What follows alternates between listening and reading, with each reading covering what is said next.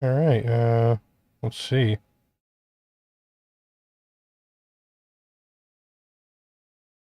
Restream is always very slow with telling me when it actually starts streaming, so I gotta keep an eye on it. All right, well, it's saying it's streaming now. Yeah. Uh, all right, yeah, it looks like I'm streaming. Okay, so today I'm joined by uh, Jacob Winograd, and we're going to be talking about David Friedman's theory of rights. Do you want to introduce yourself at all? I know you've been on the channel before, but maybe some people don't know who you are. Yeah, sure. So I'm Jacob Winograd. I am the host of the Biblical Anarchy podcast with the Libertarian Christian Institute. I also run our socials, and I am, unlike you, I'm not a natural light rights theorist or a an expert in law, but I approach things more from the perspective of theology, and I study theology and philosophy and try to make the case for a free society, for free markets from a Christian worldview. All right, great. Um, yeah, sorry, it just said that I was offline for a second there, so I had to make sure that it was lying to me. Yeah, so um, I think I could give my argument here for why I think that Friedman's theory of rights is invalid. Um, I think that um,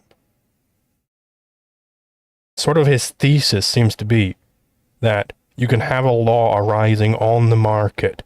Like he says things like, oh, laws against heroin, that might arise on the market. It all arises on the market. What a right is comes from the market. Now, I think that in no way can this be described as an anarchist theory of law, because it is parasitic in the sense that it relies on some previous rights theory to even tell when something arose on the market or not. Because the way, presumably, he would go that if I just decreed, hear ye, um, nobody's allowed to smoke marijuana anymore. And if anybody does, I'm going to shoot them with my gun because I've got the biggest gun ever. Presumably, the way he would say presumably he would say that that didn't arise on the market. But it's like, why didn't that law arise on the market if we don't have some theory of rights to tell you what is justifiable or not? You know?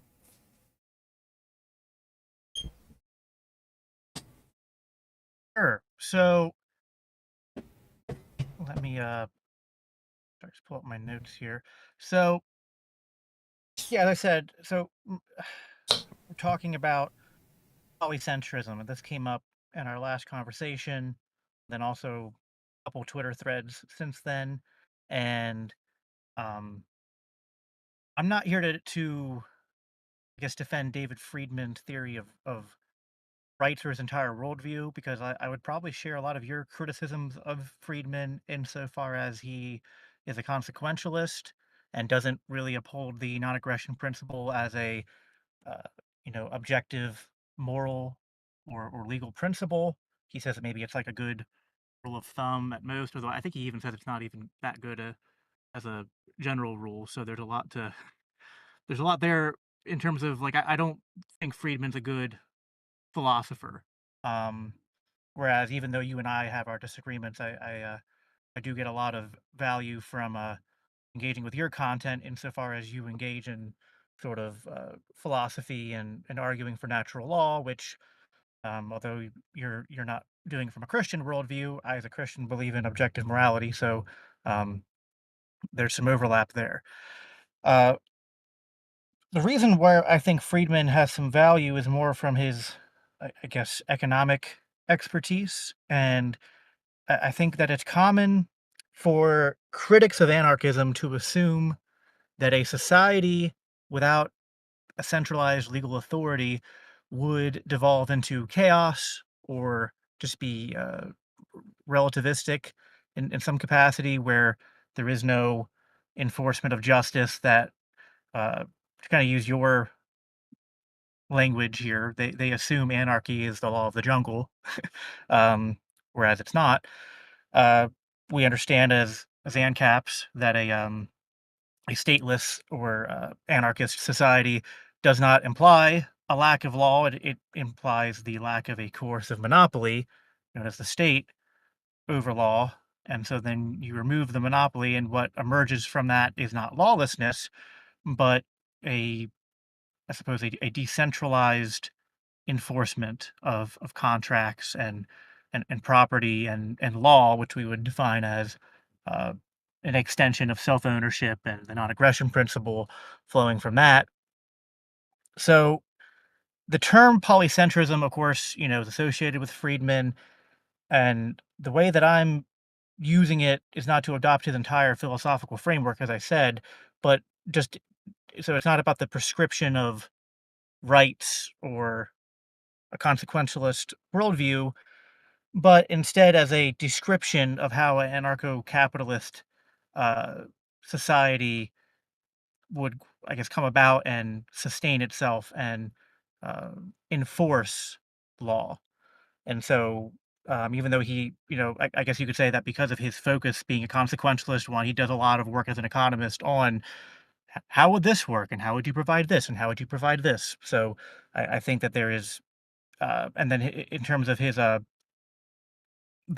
one work of his I read from, The Machinery of Freedom, he does a lot of this exploration of market-based legal systems to demonstrate the practical viability of decentralized governance in a stateless society. So um, he sees polycentrism as a market-driven emergence of competing legal institutions where justice is what people will pay for or will contract for or contract into.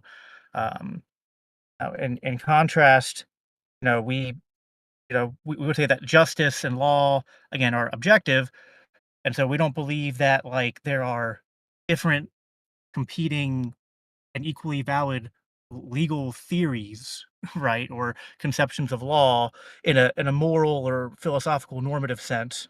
But that rather, I would say polycentrism is uh, again a descriptive label for how law functions in a stateless society. So, like, if you're gonna, I guess, make a just off the top of my head, like a kind of syllogism, it'd be like, in the absence of the state, individuals and communities have to resolve disputes and enforce contracts without the state, without a centralized authority.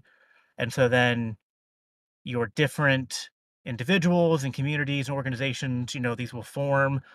Uh, you'll have courts that are formed, agreements that are formed, and this will, because it's a market, because it's not centralized, this will vary for all sorts of factors. It'll vary based on local norms, cultural norms, norms of the time, norms of just different ways of just all the different variables you can think of in terms of uh, the different ways these organizations and things get worked out in a market. And so then, in conclusion, the a stateless society, I would say, is necessarily, I mean, it's not monocentric, it's polycentric. I think Monhop tried to say that polycentric's a bad word, and he would describe it more as acentric. I wouldn't necessarily die on that hill, but I do think polycentric is a better label, and I could explain that. But that's, I guess, where I'm a good enough opening of where I'm coming from. There's some other reasons, kind of based on my certain theological angle and arguing from certain reformed uh, philosophers from the Christian tradition, namely from the Kuyperian tradition, such as there's a philosopher known as Herman Dooyeweerd and a theologian known as Meredith Kline, and they have this. It's a Christian philosophical concept called sphere sovereignty, which maps on neatly to not only arguments about uh, libertarianism, broadly speaking, but using the conception of polycentrism. So there's some of that there, but I don't know how much interest that is, other than just explaining a little bit of why I have a little bit of, I guess, personal vested interest in the term. Uh, so yeah, I guess you have any. Where would your pushback or disagreement, or do you have any questions or clarifications you want to ask? Yeah, so I mean, I'm not sure what specifically is making this system of rights enforcement polycentric, if not that it has many sources, that is centers of law, right? That's what polycentric would generally mean, at least as it pertains to David Friedman. It's that there are many places where law is coming about. So, I mean, do you think that? Because, I mean, you were saying that the enforcement is varying based on local norms, but, like, by that, do you mean that some places might prosecute drugs and other places might not, and so on and so forth? Well, so I understand the question. I'm trying to figure out the right way to lead into this. So I obviously think that, uh, so as a Christian, I'm generally skeptical of drug use, although I'm not as I don't know, I'm not as much of a stick in the mud as many right wing evangelical Christians are about that subject. Certainly against the war of drugs, and think that it's even even when drug use is bad for the individual, that not hurting anyone else, that uh, it's not a matter where law has any natural normative jurisdiction because there's no conflict, there's no violation of the non-aggression principle. Um, Now, just descriptively in the world, I mean, even within the state quote unquote legal systems we have today, we have different laws on the books, and so and then insofar as you can have different, so you can imagine two different communities in a stateless region, and one where all they wouldn't be public roads, they'd be private roads and private sidewalks, and it's just normative to, let's say it's like one I would live in, where it's mostly LCI's been wildly successful, and we've created our, libertarian Christian community, and we're all libertarian ANCAPs, and we do not have, we don't seek to tell people what to do in the privacy of their own homes or in their lives, but because the people who are building the roads and the sidewalks know that this is a predominantly Christian community, and that you know our market preferences would be that people don't do drugs out in the public on the streets. I'm using the word public in a generic sense, like out where people can see it, where people are going about. They would have a rule, you know, likely to entice more people to pay for these things. Be like, okay, we will enforce a rule on these sidewalks and roads where people aren't going to be able to use certain substances. And they could imagine a completely different community that doesn't have this sort of Christian majority where that kind of law would not arise, or contractual law would not arise. So yeah, I can imagine a stateless society, uh, many examples along these lines where it has to adhere to uh, the right way to go about these things in terms of how um, you have to enforce things along the lines of private property.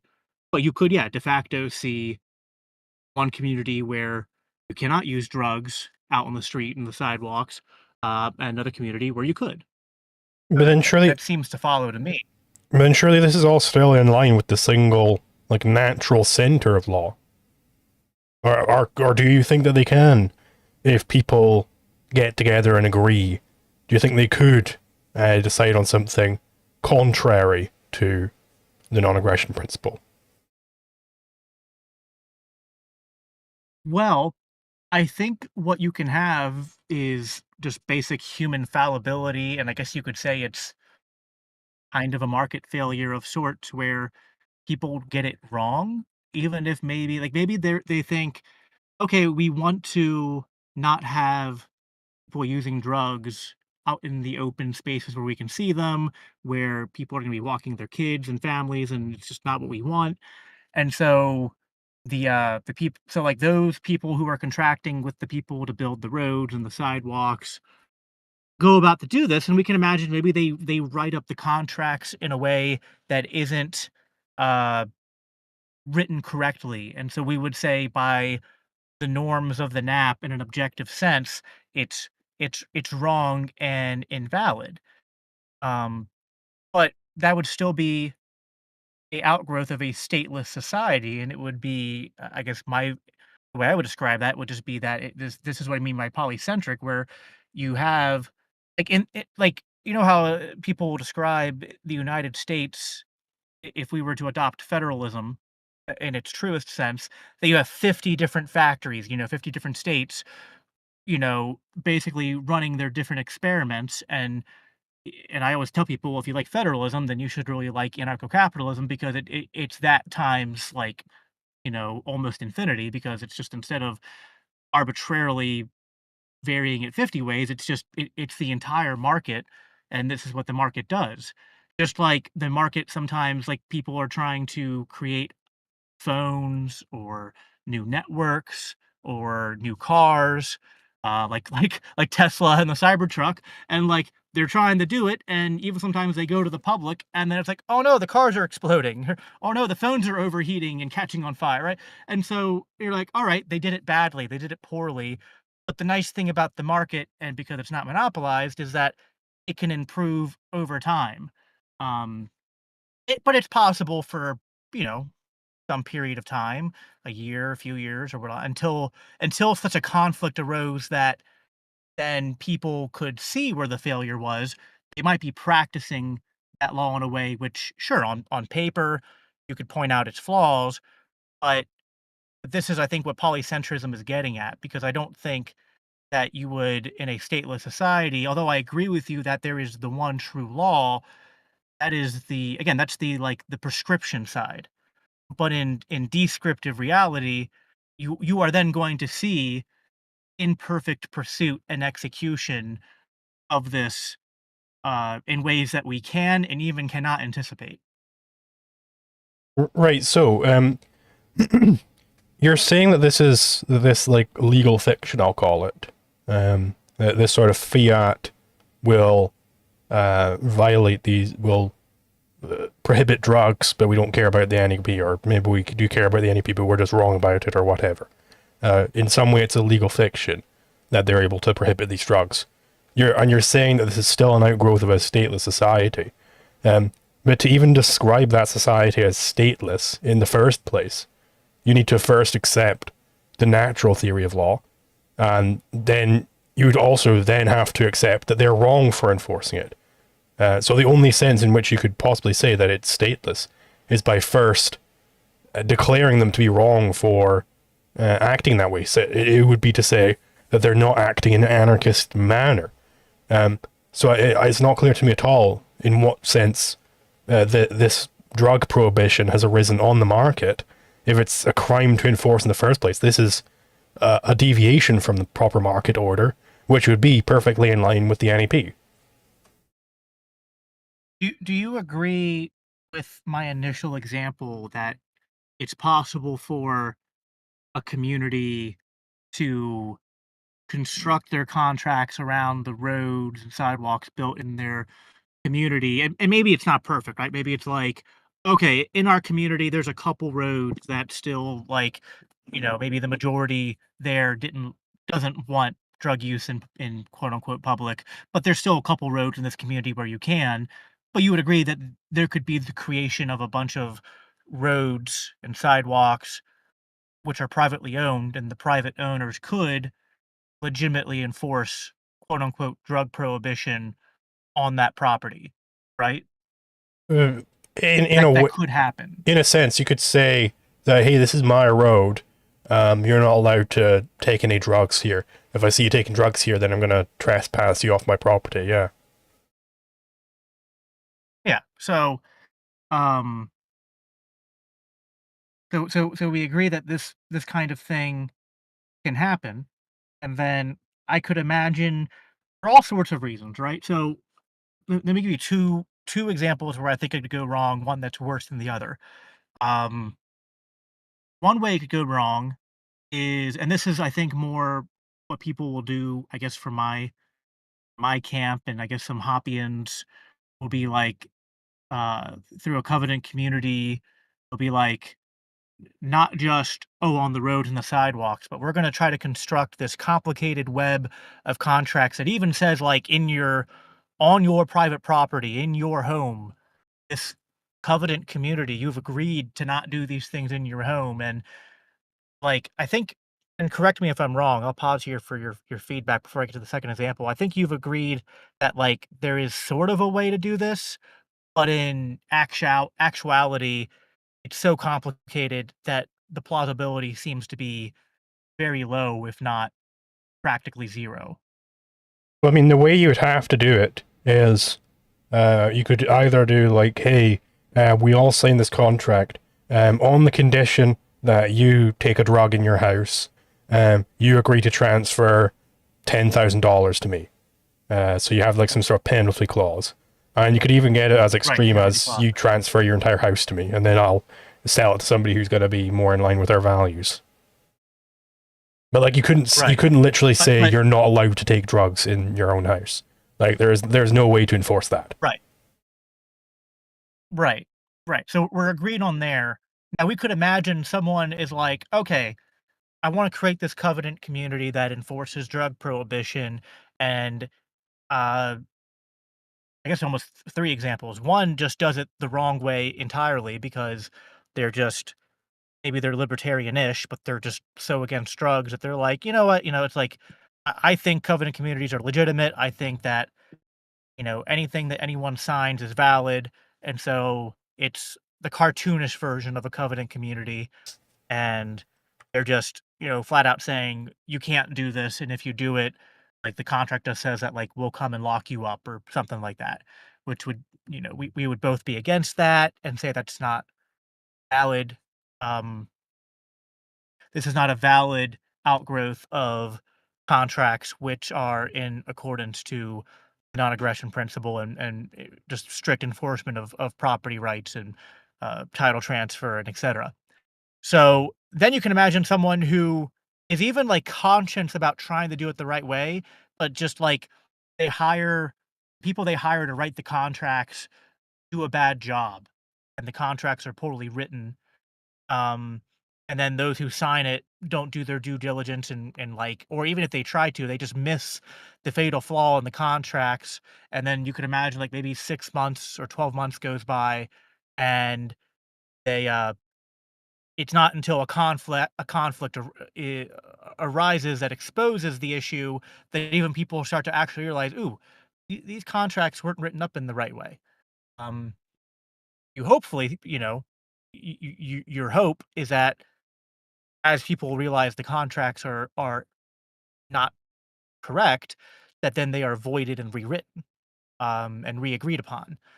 Uh, if that happens, I don't know how to split the baby there. Maybe you wanna say up until the moment they're fixed, they're a de facto state of sorts. I mean, I guess you could make that argument. I'm not inclined to say that, or at least in the realm of sort of like libertarian apologetics. When you're trying to describe to someone who's like, "Okay, I agree with the non-aggression principle, but how does a stateless society govern itself?" And you're explaining all this, I think the point we're trying to get at is to say that, like, this is how things get worked out, like, because, like, you would agree with me that we are not prescribing a utopian, uh, vision for society, that it is rather the statists which are trying to prescribe a utopian vision for a society where they can centrally plan law, or whatever, whether it's a county or a city or a state or a nation, or the world in some cases. Um, and they just can't, even if they were angels, they cannot do this legitimately or intelligently. Uh, and so we're trying to describe to them then how, without the central planner, how we can have society where law is enforced, and even admitting, listen, this doesn't mean that without the central planner, that people won't pass illegitimate laws sometimes, quote unquote, in terms of illegitimate contracts, but that even within that framework, because of the market, we have better means for then correcting those bad laws because it's not a monopoly.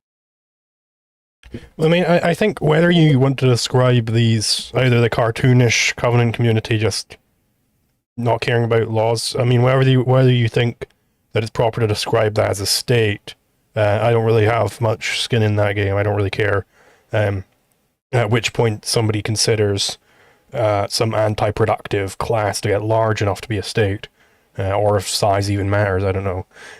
But at the very least, they're not acting in accordance with just pure market laws. This is no longer an unhampered market if they're enforcing things outside of the NEP, and that's sort of my overarching point is for it to arise on the market, it has to be purely in line with the non-aggression principle. If it deviates even an inch from the non-aggression principle, it's no longer arisen on the market, it's an interference into the market.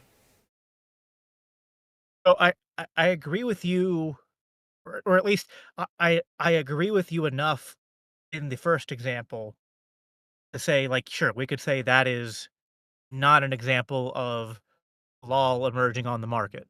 Um, but I'm not so sure I agree with the second example because then, well, put it this way, if you think the second example was even not the law arising on the market, then I guess my question would be,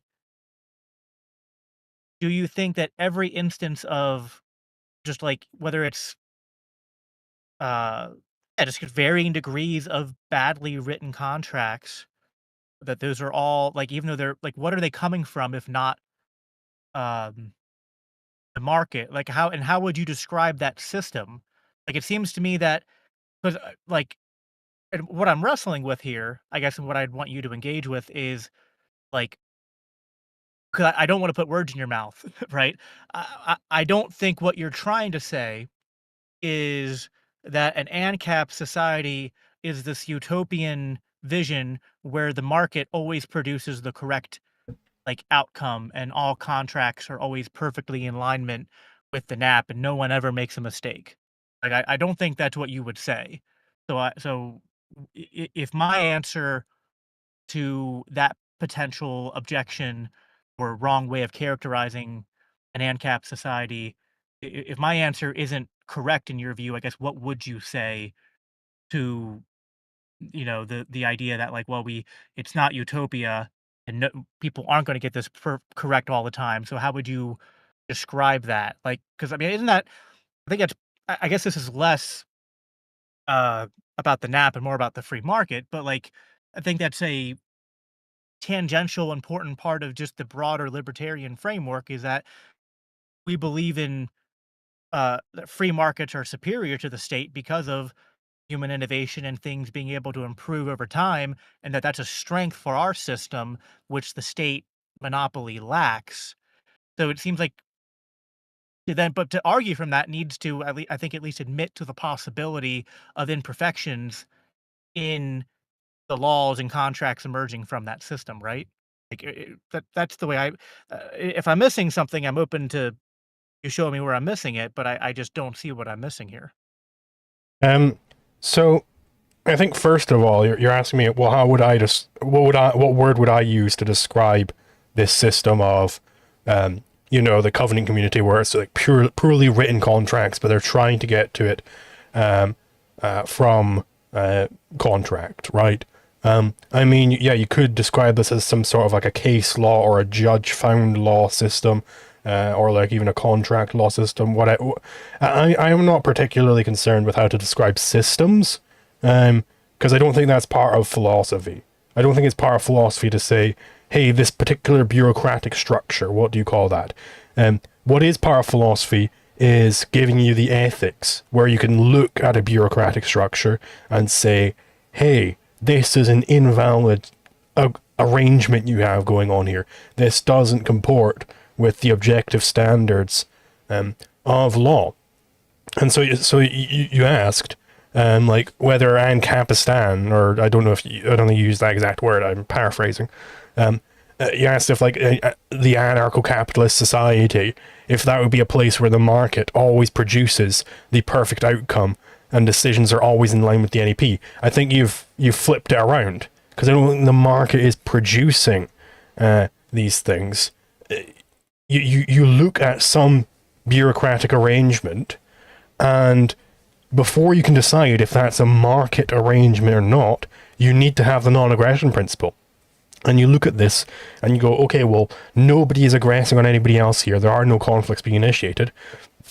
So this arrangement has arisen on the market. You don't say, well, this is a market arrangement, let's see if it's in line with the NEP, because you don't know if it's a market arrangement until you've determined that it's in line with the NEP. So, yeah, it's not that. There's some particular bureaucratic structure or set of bureaucratic structures called Ancapistan or whatever. And then within that, there is this thing called the market, which is able to produce certain types of structures which may or may not be in line with the NEP. It's insofar as people are arranging themselves in a way which is contrary to the NEP, they are not in a free market. They are in some sort of a hampered market. Yeah, I just think so. I 100% agree with you on that when we're talking about like as theorists, right? As and I'll just tangent to say that like, people from my camp can sometimes, kind of be a little down on the libertarian theorists and say we're living in you're living in Ancapistan in your head. And um you know I think they're on much, including myself, we're on much less solid ground to be throwing such stones right now. I think we need to, you know, accept that as you call it, the Neo Prague strategy has been a failure. So, uh, and that might mean that we got some of the theory wrong, right? Partly why I am eager to have these kind of conversations. Um, Theory matters a lot.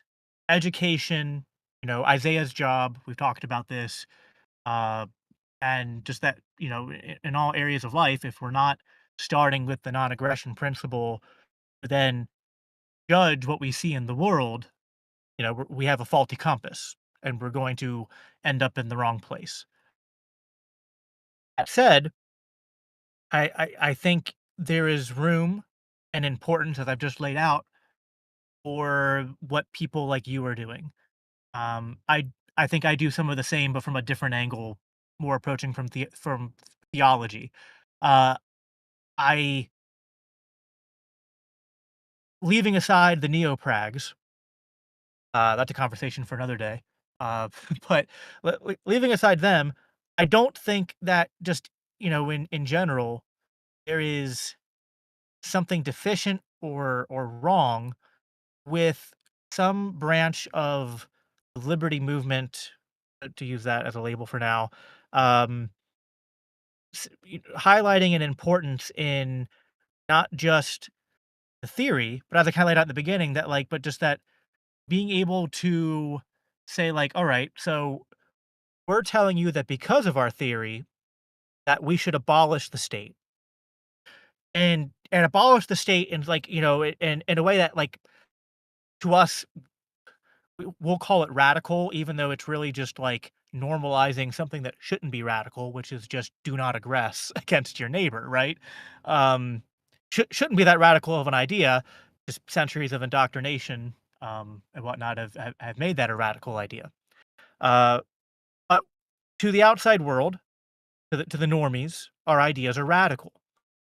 Um, if even if you convince a lot of people on the moral theory, or maybe not fully convince them, but they go, there's something there. But then they're gonna be like, "Well, hold on. We're living in a society that's just we're inheriting this momentum of just all we've had is various forms of centralized power and monopolies and not practicing law and organizing along the lines you're describing. So, and you don't have, uh, a proof of concept in the real world where, like, there's Ancapistan and it's, uh, financially, technologically, in every way superior to every other part of society. So, maybe New Hampshire will get there one day. But but until then, I don't think that uh, I think that a branch of libertarian theory and apologetics is to describe how does society function without the state, and this is sort of like using the theory and economics to and I guess some of it is speculation to some degree, but I don't think it's pie in the sky speculation. I think it's very well researched and thought out. I mean, even you've talked about this insofar as you've you know grappled with the ideas of like even group property and ownership and explaining why that could not uh isn't valid and it wouldn't be properly emergent in a free market society. And like if you're correct about that, okay, but like that does not mean that if we abolish the state that then people wouldn't go out and form contracts like a co-ownership contract and that uh like that would still happen without a state. And you would then come and argue and be like, and if that happened, you know, you would have to have agencies who practice law, experts in law, who would be like, that's an invalid contract. And I guess there's different ways you could get that resolved, or maybe you'd argue that the property becomes abandoned, or maybe if they're living in it, it's not abandoned, but only one person owns it. But whatever, it's like whatever you're doing, the contract's wrong. But that doesn't mean that bad contracts don't arise. So, um, anyway, all that to say, I think it was a bit of a rant, but I think that what I'm trying to get at is that polycentrism again is not about the theory of law in the realm of of ethics and moral normativity, but a description of how we practice how law and contract and disputes are resolved in a stateless society. So I mean, I think there is a valid sense in which, like, the economist or whatever is able to talk about, okay, well, what would a more market-based system of dealing with rights infringement look like? How would you deal with these things? How would you deal with specifically people infringing onto the market through market mechanisms? Like, how does the market deal with people trying to destroy it? But there's a valid way of doing that, and there's an invalid way of doing that.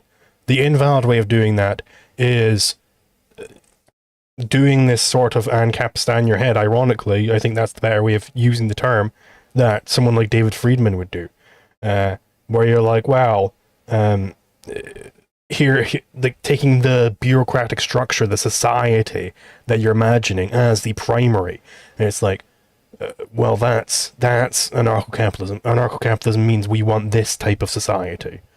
I don't think that's right at all. And it leads to all sorts of problems because it's fundamentally a stolen concept. Stolen concepts all around with that type of approach. The correct sort of approach is the Hoppe approach, where he says, look, I already have this objective legal theory laid out in volumes and volumes, right? Murray Rothbard already figured this all out, guys. So, given we've got Murray Rothbard's theory of law, how would the market deal with aggression? Because we can already identify what aggression is because we've got Rothbard.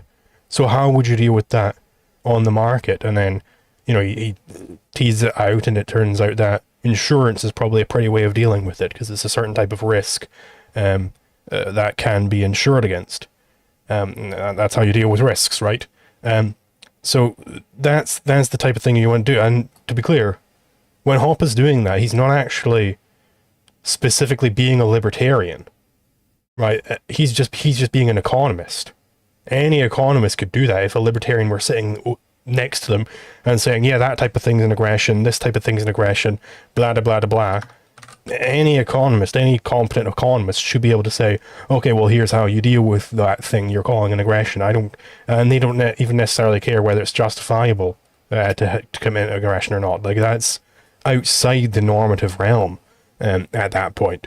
And you said that, well, I'm kind of doing that sort of thing, this sort of Ancapistan theorizing, you could call it. Um, when I'm talking about group property, but I disagree entirely. I think when I'm talking about group property being invalid, being an impossibility, I'm firmly attached to my armchair there. I am in no way venturing into the economist's realm of describing some sort of bureaucratic structure. I'm well away from that, because that I'm saying that, like, hey, if you had some sort of a property right which was shared by multiple people, you don't actually have property rights within that group, because they can't resolve conflicts. They have no conflict avoiding norms within the group. That's entirely theoretic. Well, I guess it's theoretic to a point, but it's also exposing a weakness in that model, where, like, if the whole point of a ANCAP society is to avoid conflict because you are making the foundation on private property and the non-aggression principle, you point out, here's all the ways in which group property fails to avoid conflict because it is fuzzying.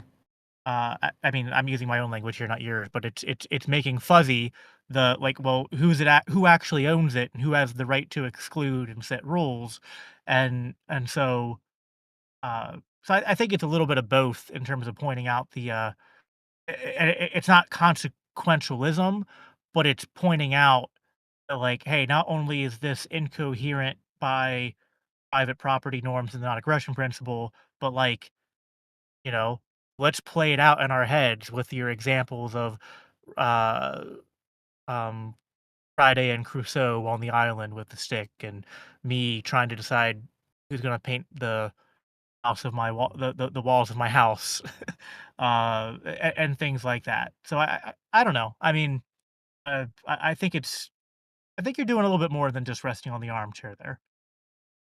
But no, I think that is armchair theorizing doesn't mean that you're not allowed to go into the Crusoe economics example. Armchair theorizing, at least in the sense I'm using it, is where you're not talking about a literal particular dispute in front of you. Like, it wouldn't be armchair theorizing if I were to talk about, there's that thing in the news again about how the police officer was, like, stomping on some Arab guy's head, and it turns out this Arab guy had, like, done some bad things to some of the police officers, so he was real pissed off about it or whatever. If I were to start analyzing that case, then I'm getting out of the armchair, because this is an actual particular thing which happened. So I would be trying to Sure, but apply the theory to it. But if I'm just drawing out a theoretic principle with Crusoe and Friday, who aren't actually real people, and I'm not actually looking at a legitimate thing which is happening, I think that's still within the armchair. I think that's all. Well, there might be a realm. There's probably a use for libertarian economists to weigh in on current day disputes and say, Sure, here's there's specifically how they definitely a place should or could for be. the judge. Like, I'm not saying everybody needs to be a jurist. Yeah. There is a place for judges. But like, the judge comes after the jurist is what I'm saying. You first need Yes. the No. jurist to get Yes. the yeah. Yes. Yeah. No. I 100% agree there. But I think some of what Friedman and other people who are doing, like, even the example I was giving of the two different communities who are trying to uh, reach some kind of, like, we would prefer not to have drugs used on our streets and sidewalks.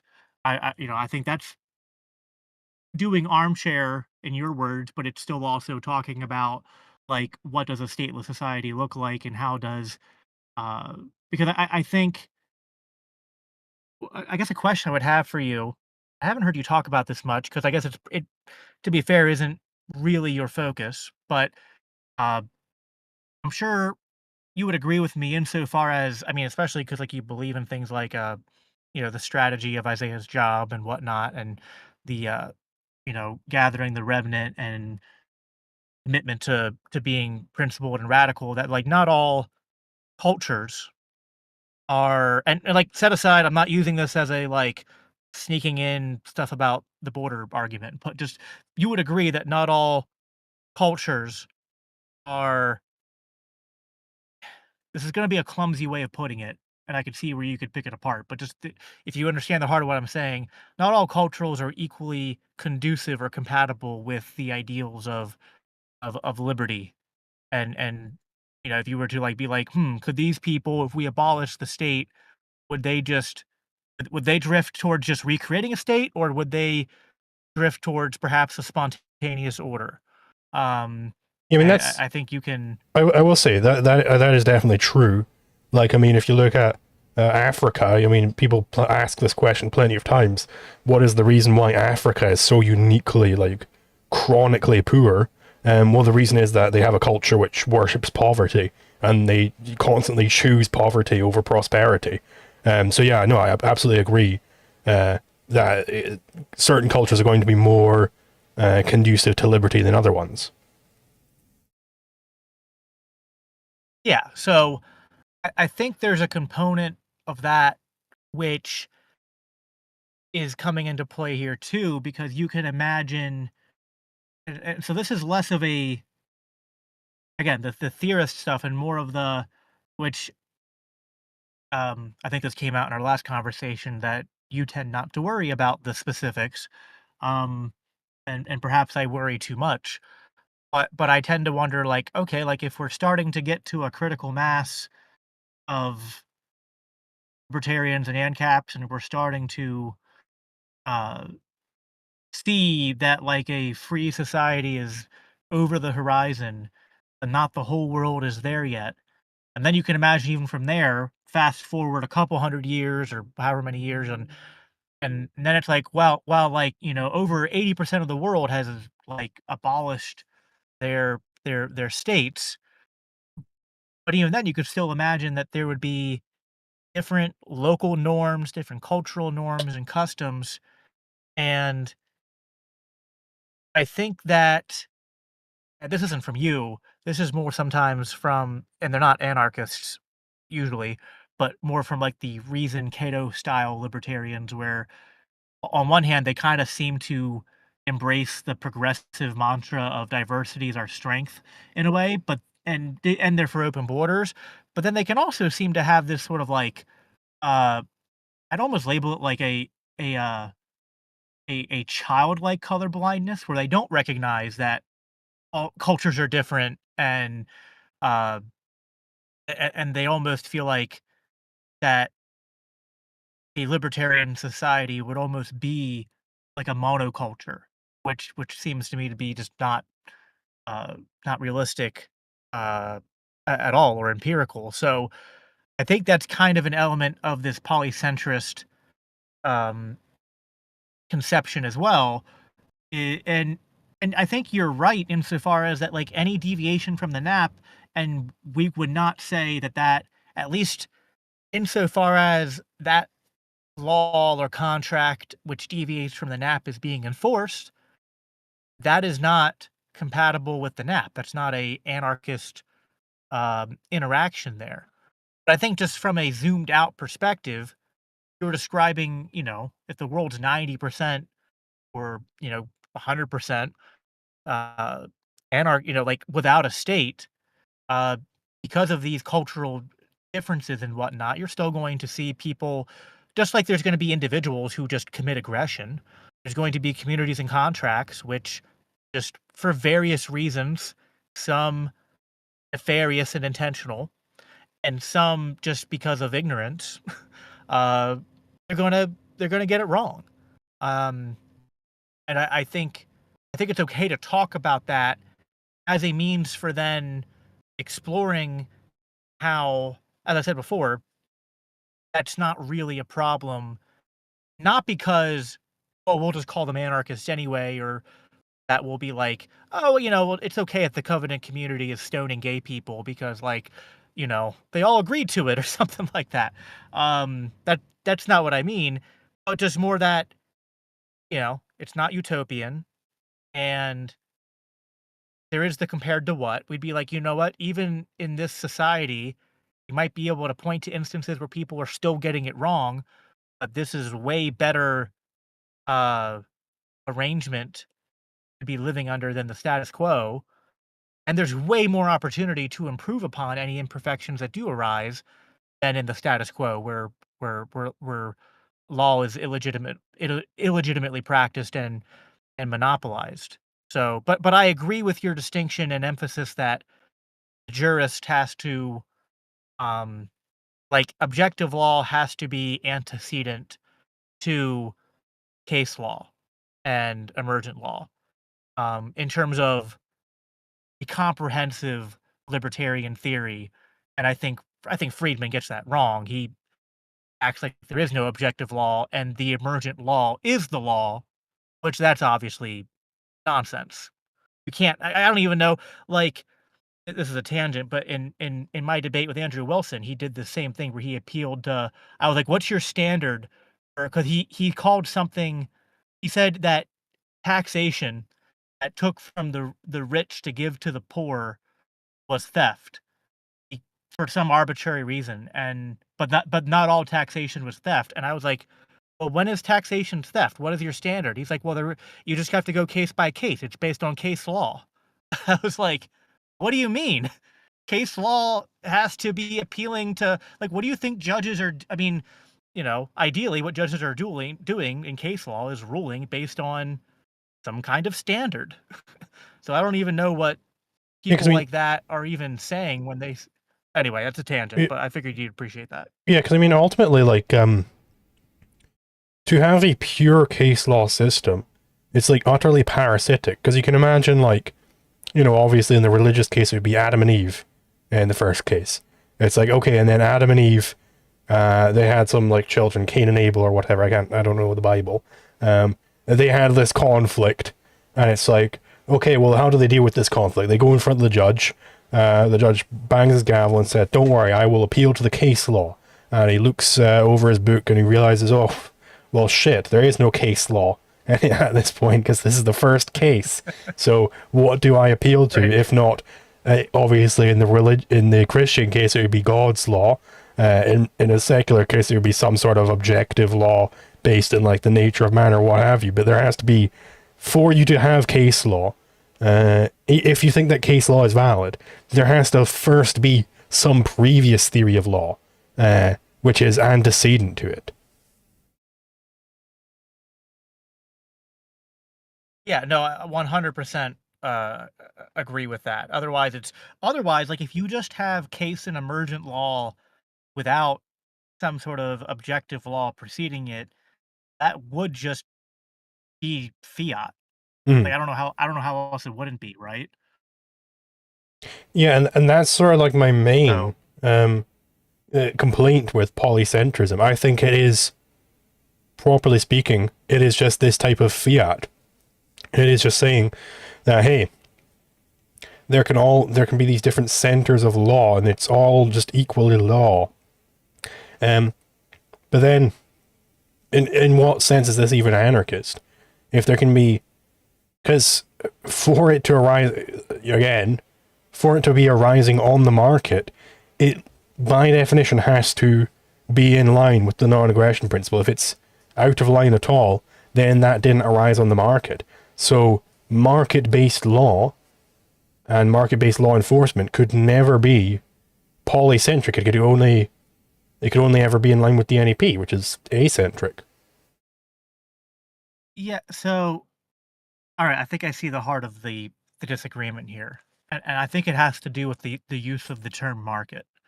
Because I think in one sense, if you have a law or a contract which emerges that deviates from the NAP, and even if you presume it's for innocent, just like they wrote a bad contract and it's out of ignorance and not out of something nefarious, it still would not be a true market interaction. Uh, well, it would either be not a real contract, or maybe I'll ask you, like, is it if you have a badly written contract, I guess it depends on the specifics, but, like, I can imagine it going both ways. It could either be actively committing aggression, or it could just be that, like, maybe there's no aggression happening, but it's just not a real contract, and they're they're just living in some kind of fantasy based on a arrangement that's not legitimate. Um, either way, it wouldn't be truly a market phenomena insofar as we're describing market as an extension of like a interactions that adhere to the non-aggression principle and to objective law and standards. But I guess, this gets into language, right? And like then you could say it emerged from the market in terms of like we have a market driven society insofar as like if you don't have a state society, what you have is uh the market. So I think I don't know if this is a bug of just language and maybe there's better words to describe it. Um but yeah, when I say law emerges from the market, I mean more it's not coming from the state, it's coming from private actors. And I think you would agree with me, like, you can have a private actor commit aggression, and they're not a state, but they're not adhering to the non-aggression principle. So, maybe instead of saying emerging from the market, you could say it's emerging from private contracts, which could still be, I guess, private in a sense, but still be illegitimate. So maybe that's kind of the I don't know, does that make sense, or what are your thoughts on that? Yeah, but I think it's still having. I think the main problem is that it still has law emerging from somewhere. I don't think that law emerges from anywhere because obviously I'm a natural believer in natural law theory. I think there is no center of law. There is no place where you're getting the law, right? I don't think the law is emerging from anything. It is just in the same way that the law of gravity doesn't emerge from something. There isn't a single center of the law of gravity. It is eccentric. So like these laws of nature, I think moral laws are also eccentric. I don't think they come from something.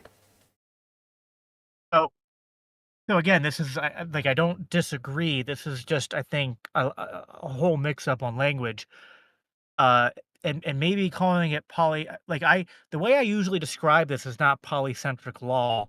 I say it's a polycentric legal order, meaning it's not about the law, it's about the practice of law. So it's not about the jurist, it's about the judge. And it's polycentric. I think like I wouldn't die on the hill necessarily of using, acentric versus poly, other than I think they both have potential confusions. Acentric might be a better way of describing the objective law, but I don't know if like acentric legal order would almost mean that like everyone is executing the law or no one is.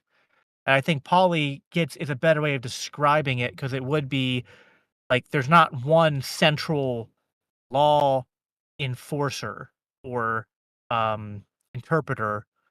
There is, because it's through the market, there is a competition of different agencies who are going to write the contracts, enforce the contracts, etc.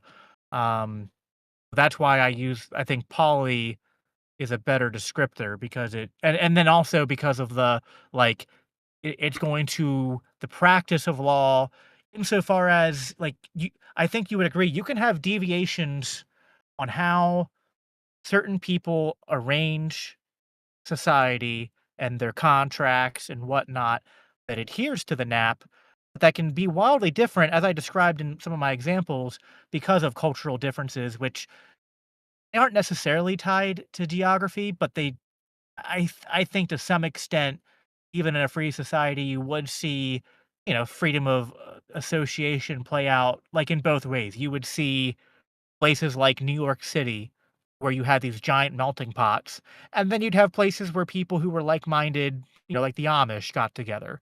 And I guess those are like two extremes, and then you'd have stuff in the middle. Um, but yeah, it's not about like I agree with you. The law is not emergent like we um we discover it like we discover natural resources and then we transform it. Like, no, like the law is the law. It's I mean, I would say, I guess I wouldn't even say it's emergent from God. I like the Christian view would be that God is the good, and so, like, the law and just normative ethics are just, like, indistinguishable from God himself. So they're just objectively true baked into the fabric of reality. Um, you might use different words to describe it, but either way, they're not invented.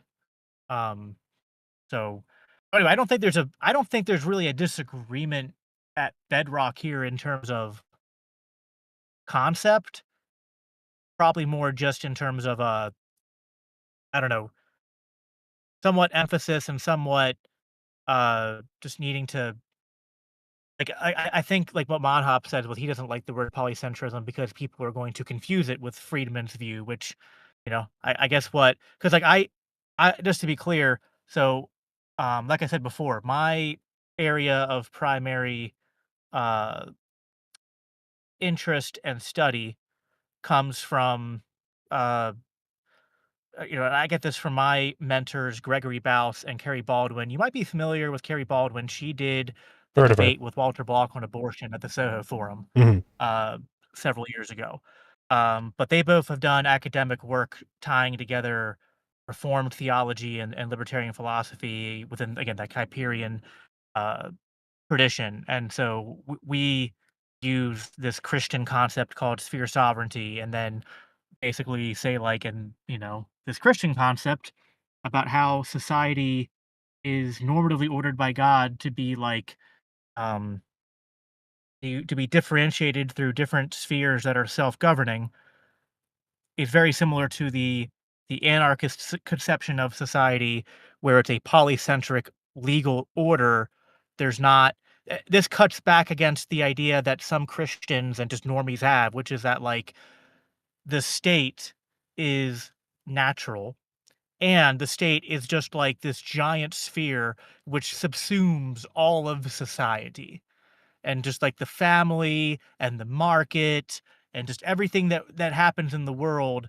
These are like different categories, but they're all sort of like um I can't remember if I don't know if concentric is the right descriptor, but like they're like circles within circles.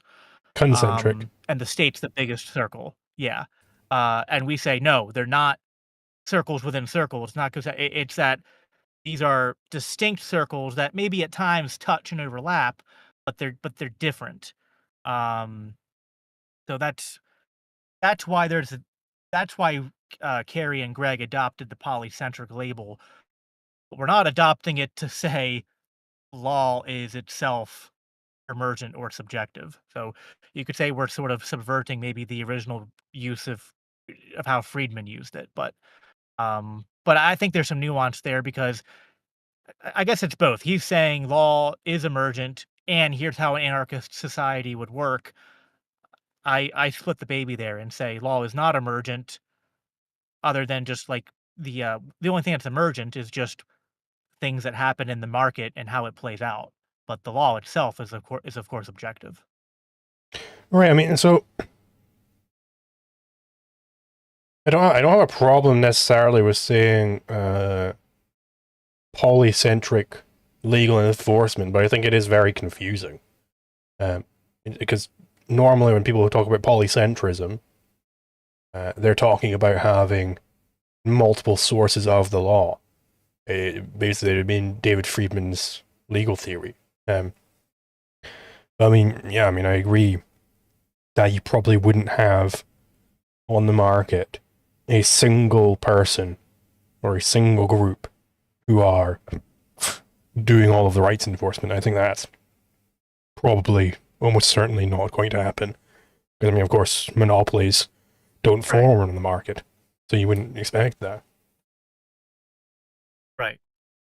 Yeah. So I mean, maybe there's I think acentric has equal. I mean, I think to some extent when you get to this level of granular uh, discussion, it's going to be confusing to people who are not well indoctrinated into the theory in the first place. So you have to, I don't know, give people milk before bread and bread before uh, meat and et cetera, et cetera. So, and just always clarify what you mean. I'm not particularly like not necessarily tied to the term, but um, and I like all things. There's language is tricky. Language has meaning, but then there's also like words can have multiple meaning, and so then I think a better way is like words are like tools, and so for right now, that's the best tool that I've been convinced to use to describe what I'm talking about. Uh, but especially when introducing normies um to anarchism, because it's just like I'm trying to convey what because I'm not just gonna we're not gonna convince a lot of people to right away be like, go read chaos theory or go read the private production of defense or go read stuff from Mises.org on from Rothbard on private law. So you just like what's the best way to describe what a legal order or a stateless society looks like in terms of law and civil governance? Well, it's a polycentric versus a monocentric. That's uh, the way we frame it. Um, I mean, I don't think that's necessarily the best starting point. Just saying, because I think that's you're going to run into Ayn Rand's caricature of anarchism pretty quickly there, where it's like, oh yeah, no, instead of having the difference between anarchism and statism is, you know how there's this one guy who's enforcing the laws that they come up with. Well, instead we should have a bunch of this. Anybody can start doing that, and very quickly you run into the sort of Randian caricature. I think that's one of the reasons why I'm very much opposed to Yeah, David that's not the Friedman. way we. That's not. Yeah, so normally the way this presentation goes is we start by establishing what the Bible teaches about governance. We walk through the different texts. We go through Genesis to Romans, and we say that the Bible's norms are the principle of it's lex talionis, or the principle of just retribution, which uh, you could also describe as the principle of proportionality, and that civil governance is ordained by God to enforce civil justice, and that this means that just in layman's terms that if a man sheddeth blood, then by another man shall his blood be shed. That's how the Bible says it, but just meaning that like aggression is only authorized as a response to aggression. So we get the non-aggression. That's like I'm giving the 30-second summary here, like just like when you're kind of giving your shorthand for your course uh, on the NAP and private property. Um, but that's the shorthand, and then we uh, we then establish that the state perverts this, distorts God's law, undermines it. It just it's it by necessity uh, violates the principle of proportionality and just retribution because it commits aggression. And then from there, it's like, okay, so how do you have law and law enforcement without the state then? And then so then you walk into private law and and then we compare it to uh, polycentrism. But yeah, maybe there's a better way to uh, explain that. And I know Carrie in particular is well, she's doing a lot right now. She's trying to simultaneously write a more robust libertarian theory on parental rights, uh, and on fetus rights, and then also, yeah, trying to always find better ways to make the case for anarchism. I am curious, by the way. What is your I've heard conflicting or at least semi-conflicting things to you from you um on abortion and on the status of of the fetus. So I don't know where you stand on that issue. If you're an evictionist, or do you view the fetus at some point as a rights bearing individual? It complete tangent. I'm just curious where you stand on that. Yeah, no, for sure. I am an evictionist. I believe that the rights of a person start right at conception. That's the only. I agree with Walter Block that that's the only rational Okay. point at which it becomes just bare matter into, okay, well, now this thing is starting to self-construct itself. It's starting to unravel all this DNA. That's when it moves from a potential person to an actual person, is right to conception. So I would consider, obviously there will be many points during the pregnancy where the baby isn't able to live outside of his mother. I think that's a tragedy. But ultimately, it is the mother's right. If she no longer wishes to sustain this baby and nobody else is able to sustain the baby, then the baby will end up dying. I don't think you should force the mother to keep bearing the child. But what I do think, and this is based on the theory of children's rights from Ian Hersom, is you're not allowed to have any barriers for somebody becoming a guardian of that child. So if I was a pregnant woman, Right. And I didn't want to carry the baby anymore, I wouldn't be allowed to just go into like some dark alley and abort the baby myself and hide it from everybody else. What I would have to do is, in a sense, do the equivalent of putting it on the church doorstep, right? It would be saying, hey, people around me, I no longer want to take care of this baby. I'm not going to be taking care of this baby anymore. If one of you guys wants to do it, you can take on the costs. And then whoever wants to set forth, you can't forestall. yeah, You can't forestall someone from exactly. taking that guardianship on. Yes, Yeah. so and forestalling also includes putting up information barriers. So that's why you have to do the equivalent of putting on the church doorstep. You have to say, then somebody might come along and say, hey, I'm willing to fund an artificial womb. I don't know if the baby will be able to survive, but I'm willing to try. And then you can go forth and do that, right? Yeah. But ultimately, the baby might die. But the mother isn't allowed to just arbitrarily murder the baby. It's the exact same thing with evicting an adult. If you lived on a rental property of mine and I didn't want you there anymore, I wouldn't be allowed to just like go like, shh, let's sneak in over the night and put like a suppressed pistol to his head whilst he's sleeping and to kill him. Like that would be clearly murder. I would have to like put a notice on your door being like, hey, get the hell out of here. Right, and then Right. if you refuse to get out, I could start ramping up the violence against you. But I wouldn't be able to just start with, putting a spike through your brain. Yep. No, so like, and I don't want to get into an impromptu abortion debate here, but like, yeah, all that makes perfect sense to me. And it's like, at the very, I never understand the libertarians who, maybe they're just ignorant, but I find the evictionist view, even if like, for me, to borrow Walter Block's view, I actually agree. It's kind of a principled compromise because although I still think it's even wrong to evict before viability, and I mean, I could explain that if you want, but again, we didn't come here to talk about this, but it's just such a much better it's such a more humane, civilized view than, like, the democratic position of and just the current paradigm of just, socialized abortion in the world that it's just, like and also has the added benefit as the important tangent I mean, the important, point you brought up of, like, people saying, like, "I don't know if it'll work, but I'll fund an artificial womb, and we'll try to transplant it," and just how much good would come from, that would increase the innovation and over time, the success rate of, you know, pushing the viability marker further and further back into the pregnancy. So, uh, yeah, there's a lot of benefits there.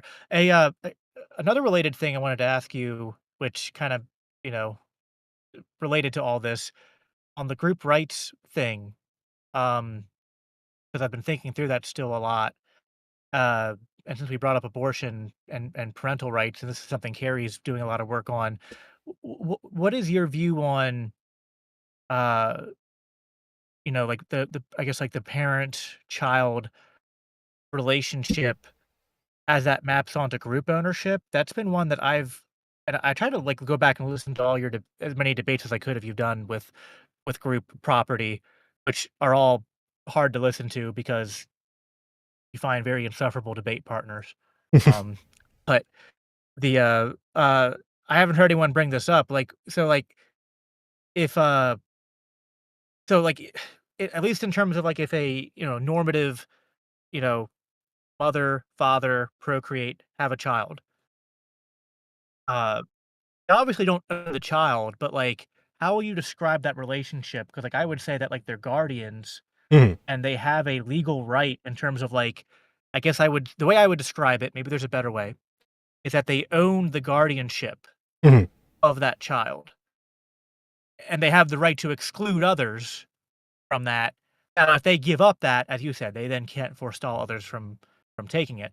Um, but that seems to me to be, like, I don't know how you would reconcile that with the critique of group property, which I think has validity in other contexts, but this example I thought was a little bit messy because it's like, well, would you reduce the guardianship ownership down to just one parent, or is it not? I don't know if maybe ownership isn't the right word, but there's a right to exclude there, and I think you would agree ownership is at least, I don't know if it's if it's the entire definition, but a necessary component of it is at least the right to exclude. So, Yeah, I mean, um, that I is don't know if you've thought about that one or if you have any thoughts. yeah, so that is one valid model of what it means to own a thing, is that you have the right to exclude people. It's some people like to say that this is, I know Noah, whatever his fucking name is, he likes to say like this is no property. It only means the right to exclude. It's like that's not quite true. This is just one valid model, and it's equally as valid as saying it's the right to control, it's the right to possess. These are all equivalent when you really dig down. They're all equivalent definitions of ownership. So yes, I do agree with you that you don't own the child, you own the guardianship right over that child, because this is a scarce good, is to guard a child. It is a scarce good. So I would say in the case of biological children, that is, newborn babies and whatnot, as against like the man passed out in the snow, because I think he's also a child. Um, I would say that the mother is the natural owner of the guardianship rights there, and I don't like this any more than the next guy. I had my own men's rights phase where it's like, well, no, we need to have the father needs to have at least somewhat of a say over this, but ultimately, if you just look at the facts, the mother is clearly the homesteader of the right of guardianship, because she's the one who, the instant that baby comes into being, she's the one who's protecting it. She's the one who's caring for it. It's not possible for the father to get in there and care for it until like 9 months after it already is alive, right? So it would be exclusively by the mother then. Obviously, if the mother was abusive, then the father is going to be in a very good proximity. At least normally, he would be in a very good proximity to take over. Um, maybe they're both abusive, and then, we're in a real sticky situation. We got to have like some neighbor. Hopefully, maybe their pastor comes along and deals with it. But Right. yeah, it has to be a single person is the ultimate guardian at any point. Okay. Yeah, no, I think there's an argument there. It does come with a bitter pill to swallow, um, which, I know you're a problem with Liquid Zulu is he doesn't bite enough pills. Yeah, Who the heck said that? I didn't even, like, dig deep into it. I just read it and was like, or I guess, like, Liquid Zulu was not radical enough or something like that. I was like, "Well, yeah. okay." It's every so often I'll get a statement like that, and it is always just like the that is the criticism I will accept after I've accepted every other criticism. That is like the least valid criticism of me. Like I will Yeah. take the criticism that I'm too eager to bite bullets any day. I'll listen to that criticism any day. But somebody saying that I don't bite enough bullets, like what the hell are you even talking about? Like have you seen a single debate of mine? Like that is my thing. Right. Yeah. No, it was quite silly. Yeah, no, I think there's this, uh it goes both ways because I think um there's a way to bite the bullet and then just immediately follow up with just be like, "Now, I understand not liking the outcome of this bullet, and here's ways we can, you know, not violate the nap and still maybe pursue these things which we, we think are preferable." Um, but yeah, there's I mean, Dave Dave and I both ultimately lost our debates to Andrew because he was able to weasel out of providing standards by just tripping us both up with the incest and zoophilia um, arguments, which I was not prepared for.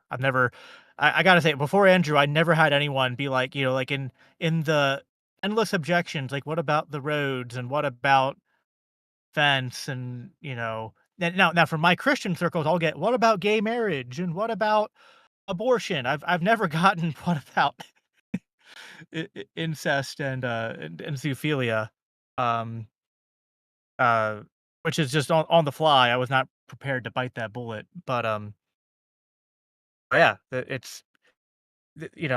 all this stuff is I think is important, and I think it is I think it is a worthwhile goal. I guess like zooming out here to be concerned with like how do I appeal to the normies? How do I interact with the world around us in a way that I think often like just to give you a bit of my motivation, the Bible says that in Matthew 25, Jesus says that which you do unto the least of these, you've done unto me. And he gives the examples of when I was hungry, you gave me food. When I was thirsty, you gave me drink. When I was homeless, you gave me shelter, etc. Um, and so, I care a lot about like making a difference in the here and now. And I think that's good, but it can be a weakness in terms of that's what I think there's room for trying to like get into the system we live in and find ways to reduce aggression. But if you're too eager to do that to the point where you stop biting bullets, you risk compromising in important ways, I think. And I think that's kind of why, despite you're more critical of Dave and Angela and a bunch of other people uh, than I am, and there's some history there. Um, and I think ultimately the fruit of that tree has been rotten, and it's caused me to reevaluate.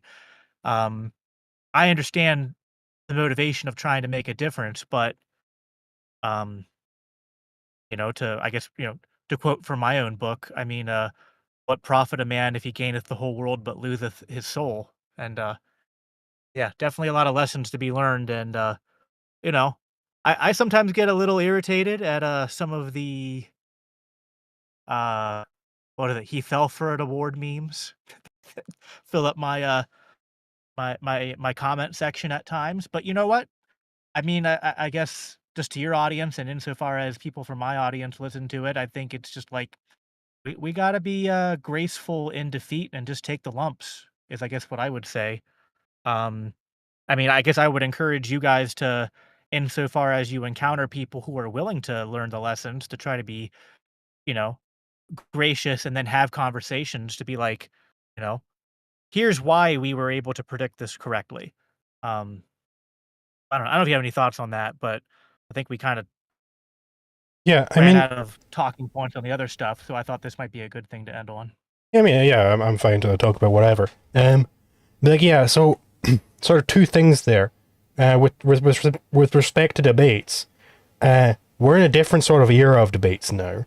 We're not in the, televised, you get your 5 minutes to get off your talking points type debates. This is blood sports territory now. So I think that it is very useful to be able to go through the ringer of a blood sports debate, go through these Discord debate servers, and really be able to, on the fly, bite whatever bullets come up, be able to deal with whatever it is they're going to push you on, and be able to flip it back at them and push right back. You've got to be able to.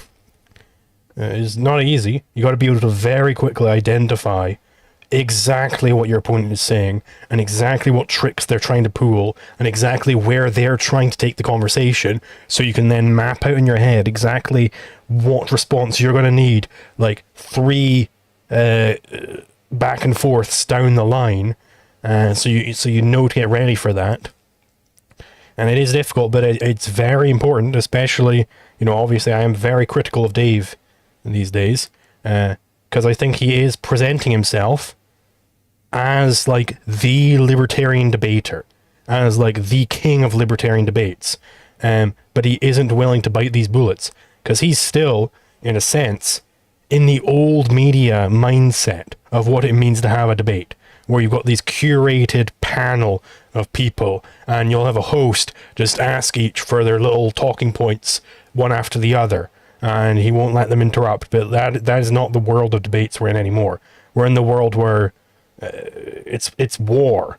You got to get in there and you got to be able to verbally dominate your opponent to get out what it is you need to get out. And so, like, yeah, this is sort of related to why, me and the people like me were able to predict that this was going to happen, and, the neoprags weren't, is because this is the new way. I've had my philosophy tested right down to the core. It's like taking a lump of coal and crushing it ever and ever more until a perfect diamond comes out. Like, once you've had a million debates where the most bad faith interpretations are going to be thrown at you constantly and you got to deal with them, the most insane reductions ad absurdum are going to be flying left, right, and center, sometimes from multiple people at once. You got to know how to prioritize and how to deal with it, and you got to know your philosophy back to front. And it is from this research that I came to understand that pragmatism just does not work. It is an actually false philosophy. And the Dave Smith strategy was rooted in pragmatism, so I just knew that it was never going to work because it relies on a rejection of the correspondence theory of truth. Like, I very much doubt that Dave is an explicit proponent of pragmatism. He does explicitly promote pragmatism, for sure, but I don't think he actually understands what pragmatism means. But he still suffers the exact same failures as the pragmatists like Dewey, like Pierce. He suffers those same errors because he is still like the man on the street advocate of this philosophy. And that's why he's destined towards failure so long as he persists in this philosophy. Yeah, I think it's again, I think part of it is there is a lure towards pragmatism when, like, I know Dave. Him and I are I mean, we're not like best friends, but we're friends. And I know in his heart of hearts, I know in many of the Mises Caucus people's heart of hearts, well, not all. There are some who I think have really, I think you would even agree, like worse than you would say Dave has, have really like just completely become total apologists for Trump and state aggression, um, on even more than just immigration. But I think for a lot, it's not that they stopped caring about liberty and the principles, but the lure towards pacifism, sorry, not pacifism, the lure towards pragmatism was entirely in the fact that there is so much aggression in the world, and it can be, you can feel sort of uh caught in a trap where you're so committed to your principles that you then see no way to act in the world in a way that makes an immediate impact. Then when you get the chance to make an immediate impact, such as freeing a Ross Ulbricht, but it comes through compromising on not just like, well, we're going to work with some people we don't like, but we're at least not compromising our principles. 'Cause I think those kind of coalitions, like issue-based coalitions, are, if you wanna call them compromises, I don't know that they are, but I think those things can be fine. But when the coalition becomes a compromise, not of just like, we'll put up with the statists because 'cause they're at least pursuing the correct policy in this particular case, and it's we're just going to compromise on libertarianism to get a couple of wins. Listen, I'm happy. I know you're happy that Ross is a free man. Like that's amazing. Um, that doesn't mean that the price that was paid wasn't heavy. And I think that is kind of again, to invoke more biblical metaphors, like that's kind of the Lucifer offering Jesus the all the kingdoms of the world if he would just bow down to him. And yeah, it's like there's always that temptation to use the ring of power. And I think some of us fell for it because it just felt like, wow, look at all the good we could do right now. Um, and that's so I don't know. I'm still in the space of, you know, Pete Quinones came up with this term, and he's really, I mean, talk about someone really like he's kind of who I'm alluding to when it's like, you can criticize Dave on some things. I might even agree with you on some of those criticisms because I don't perfectly agree with Dave on the border situation. I'm sympathetic to him, but I don't perfectly agree. Um, but people like Pete Quinones just completely like, not only rejected libertarianism, but have basically just openly embraced being fascists at this point. But he came up with the phrase "living in Ancapistan in your head," and I still think about that and worry that, like, I think there's got to be people doing the education and the radicalism and the stuff like you do, but it is kind of tough to then be like, looking at a Ross Ulbricht and being like, "Is all I can do for the rest of my life just, like, talk about how unjust this is and watch him rot away in prison?" So I get the pull both ways, and I don't know that there's a reconciliation. Like, maybe one of the bitter pills is just accepting that the entire game is you win today by focusing on tomorrow. I don't know. That is something I'm still trying to work out personally, even though I've also, because I got it so wrong, I've just removed myself from political activism altogether, and I'm focusing more on what I started with and I know I'm good at, which is theory and the education, which is it's still important. I don't know. I don't know if you have any thoughts on that. So I will say one thing as a point of clarification. The problem that me and people like Monhop and whatnot, I don't want to necessarily speak for anybody else, so I'll just say the problem that I had with Dave's support of Trump was never that he thought it was a good idea to vote for Trump. Certainly, I'm not a U.S. citizen, so I wasn't able to vote for Trump either way.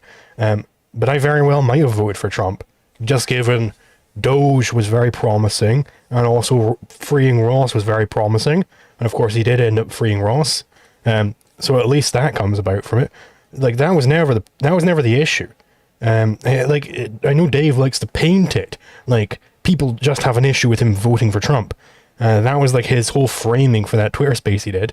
That was never my issue with him, right? The issue was that he's an enthusiastic supporter of some of these terrible authoritarian policies that Trump is doing. In fact, Dave, by his own policy on what should happen with the border, Dave should think that Trump has not gone anywhere near far enough when it comes to border enforcement. And Trump has done some horribly authoritarian things already. Dave wants that ramped up to fucking 99 by having the entire US military, I'm going to keep harping on this forever, he wants the entire US military to join in. Like, that's the problem, is that he's a supporter of some very authoritarian policies that Trump is trying to put forth. Not that he just thought, oh, well, I figured that Trump was going to be better than Kamala because he's promising to free Ross and whatnot. That's perfectly valid. That's not the issue. It's that Dave, what he leaves out of that picture is that he also he thinks that Trump doesn't go far enough on some of his authoritarianism. Like, that's the problem there. And it comes from Dave's pragmatism. Yeah. Well, if that's your stance, that's certainly different from other people who I think just think that even voting for Trump was a compromise Like too Jeremiah far, Harding or and that some other idiot like that. well, I think maybe Monhop would disagree, but I think and I was gracious about it, I think, but he was not just on Dave's posts, but my posts, like, anytime we would, criticize Trump, be like, "We told you so." Like, "You voted for this." And it's like, well, I mean, I didn't vote for any of his bad policies. Maybe you wanna say Dave voted for at least his bad immigration policy, um, but it was like, none of us were like, "Ooh, we like Trump because he's gonna kill all the Palestinians and go to war with Iran." I mean, um, so I don't know. It's a tough, that's a tough thing. The whole border situation and the immigration stuff, I mean, I don't know, we've talked that to death, and I guess that plays into it too, I suppose, what I'm talking about, because, like, I don't know that, uh my reading of what Dave said is not that his normative policy is that, like, my ideal outcome is that we militarize the border. I think I think he's right to do this. He connects the fact that we are this global empire with a military mucking about all over the place, participating in, or at least supporting all these wars and ethnic cleansings and genocides, uh, with the fact that we have then all this chaos and destabilization on the border. And it's like, this was kind of the premise behind the, I don't know, this was in the States. I don't know how much you paid attention to it, but there was this big rally back in October, I think, or September or October of 2024, the election cycle, called Rescue the Republic. And it was kind of this idea of like, we need to return to just being this small, republic of just not being the world. It's kind of, you can almost say it's harkening back to the old paleo-conservative ideas. Like, let's be a more just like, America first, right? But part of that is like, let's not be a global empire. Let's be a small republic. And if we're going to have any troops active at all, it should be just to protect our country. And an extension of that is like, we have all this chaos on the border and we should do something about it. Um, Now, that wouldn't even be a great long-term solution, and it would come with all sorts of its own problems. Even I don't know, even today still, I don't know how I would like, it's sort of a fantasy to think that would even happen, that we even have the power to make it happen. But, like, if we're just engaging with the thought experiment, I know you said, "Well, that would be the end of America. You would destroy the last bastion of capitalism in the world," which I guess I kinda see what you're saying. Uh, and so that's part of the pull the other way, but I see all the ways in which our military does horrible things around the world, and I'm like, I don't know, like, if I was presented with a magic button to bring all the troops home, and now we're to some extent, hopefully not 100% of them, but some percentage of them are gonna be redeployed on the border. That's a tough trade-off for me to calculate. I don't know that you can calculate which one's better, because it's kind of affecting different people in a way. Um, but that's the heart of what I think is going on here, and why I think so many are, just on the broader issue, are so willing to engage and compromise, is they're just like, "Yeah, we're ANCAPs, but man, we're just so far away from that, that, whatever, like, we'll just embrace this right-wing populism because it just feels like it's better than, uh it's a better direction to head in, and it'll give us some short-term wins." Now, the outcome has been the worst possible outcome, because it's like, other than Ross being freed, it's like, "Hey, you know, you voted for right-wing populism, but meet the new boss, the same with the old boss, right?" Like, you just can't like, "Just kidding. We're gonna ramp up the border, militarization, and we're gonna keep the world empire." So, no one's happy with the outcome, but that's at least some of the thought process that went into, and whether it was right or not, that was the rationalization, I think, behind the strategy, including Dave's comments on that, which I know you'll continue to harp on him for.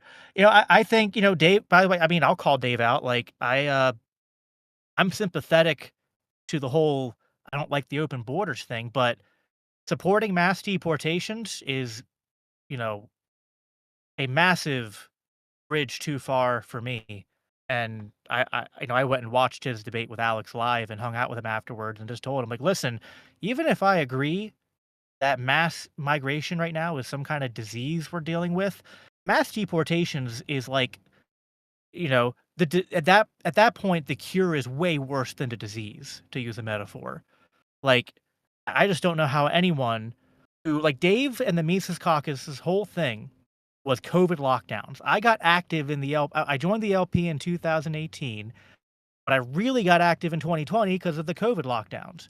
I don't know how anyone who got really active and vocal about the COVID lockdowns can then be cheering on the militarization of ICE and the ramping up of Mhm. just more money to the Department of Homeland Security to be like, yes, let's give the government more power to uh, separate families and control. Like, it just like I know for you don't see the nuance I see here, but for me, it's like people went from seeing nuance to just like completely letting their brains fall out of their heads. I mean, yeah, even beyond that, like, the Mises Caucus position was at one point, like, the official position was, hey, we're not going to take a position on the borders at all. We're going to let, the individual affiliates have whatever positions they want to have, because the Mises Caucus isn't for open borders or closed borders. We don't care. But then they started punishing any affiliates who were open borders and just kind of letting the closed borders crowd slide along. And then it started growing and growing and growing until, at this point, the Mises Caucus is just a closed borders caucus. Like, it just literally is that. And I think you are being a little bit too charitable to Dave here to accept the cope that, well, Dave's bringing the entire military home and using them to enforce border restrictions. That's just destroying the point of that is that it destroys the U.S. empire. It does two things, actually. It's a package deal. It does destroy the U.S. empire. That's good. Yeah, bringing them home, that's good. But then he tacks on an extra bit, which is bring them home and then use them to have the state tell you who you can interact with. Bring them home and then enact martial law. It's the second part, which is absolutely terrible. Like, it would be like, obviously I'm writing a script about this at the moment, but I use this analogy where it's like, hey, I want to take all of the violent gang members off the streets, and I'll place them in senior homes to attack old people, because they're going to die soon anyway, so who cares? So maybe somebody approaches me and says, what the hell? What the hell's wrong with you? That's horrible. You're going to kill all the senior citizens. I was like, well, hold on, buddy. I'm getting them off the streets, aren't I? Like, we need to live in reality. In reality, this violent gang problem, it's a real problem. We need to deal with this. So I'm getting them off the streets, and I'm putting them in the senior homes, and the seniors can deal with them. It's like that's the problem with package dealing like this. You can, I can. It's a Mott and Bailey effectively. I just quickly shift over to the good side of the package, and then meanwhile use that to defend the bad side of the package. Yeah, no, I don't entirely disagree there. I think you have a point. I think there's also this like the immigration restrictions while they existed before Trump were not to the degree they are now, and I think to some extent there's like this what's the term? Like I guess like a normalcy bias just to be like, oh well, like even if they ramped things up, it would kind of be more like the status quo, and it like maybe it's worse, but it wouldn't be that bad. I think perhaps there was a little bit of just not really not like one of I know I watched your debate review of Dave and Alex, and like one of Alex's stronger points, even though like you and I agreed he wouldn't just bite the bullet, which is why he kind of I think ultimately didn't win the debate. But one of his better points was that like you can't divorce the enforcement of immigration laws from the laws themselves. Like you can sit here and wish that like, yeah, we'll just like deport a bunch of people and not let anyone come in or restrict how many people come in, and it won't result it won't require massive militarization, increase of surveillance, real ID, and this heavy show of force, you know? I mean, I guess I appreciate that Dave and others are like, "Ooh, I don't like that," but I think it's right to hold their feet to the fire to be like, "Uh, I mean, what did you expect?" Mhm. Well, you know what I mean? Yeah, Like, you can't get this an is effect without the widely cause. right, like, it's like you what'd you expect them to do? Just be like, "Pretty please go home?" I mean, I guess Trump tried that, like, voluntary deportation thing, like, paying them off to leave, but, like, that was never gonna convince a large number of people to leave on their own, and, Especially when they're here for like no economic good no reasons, like good they co get a much better job and everything. right, right. So, um, And another point that Alex yeah, I makes, I mean, don't know if it he made it in that debate. He might have said it on Bob Murphy's podcast.